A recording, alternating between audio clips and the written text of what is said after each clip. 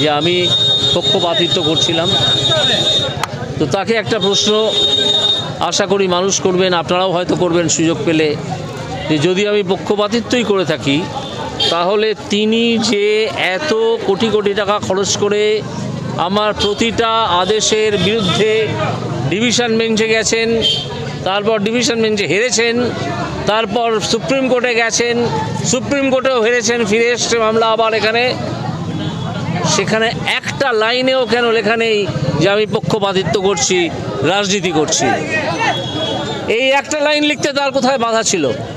আজকে আমি যখন সেখানে রিজাইন করে পদত্যাগ করে চলে এসেছি, রাজনীতিতে যোগ দিয়েছি, তখন তাদের কাছ থেকে অর্ধেক প্রশ্নের উত্তর আমি পাচ্ছি না। তাকে এই প্রশ্নের উত্তর দিতে হবে। আমি জানি তিনি একজন অর্ধশিক্ষিত, তিনি এই প্রশ্নের উত্তর দিতে পারবেন না। তাকে কেউ যদি শিখিয়ে দেন তবেই তিনি পারবেন। তবুও তাকে জিজ্ঞেস করবেন যে আপনি যে অ্যাপিলগুলো করলেন, হাইকোর্টে করলেন, ডিভিশন বেঞ্চে অভিজিৎ বাবুর অর্ডারের এগেনস্টে, সুপ্রিম কোর্টে করলেন, সেখানে একটা অ্যাপিলেও এই কথাটা কেন লেখা নেই? অভিযোগে জাস্টিস অমৃতা সিনহা অর্ডার দিয়েছেন, সেই মামলাতেই তো কালীঘাটের কাকুর গলার স্বর পরীক্ষা করা হয়েছে। এইসব কথা বলে লাভ কি? উনি মিথ্যে কথা বলতে এসছেন, মিথ্যে কথাই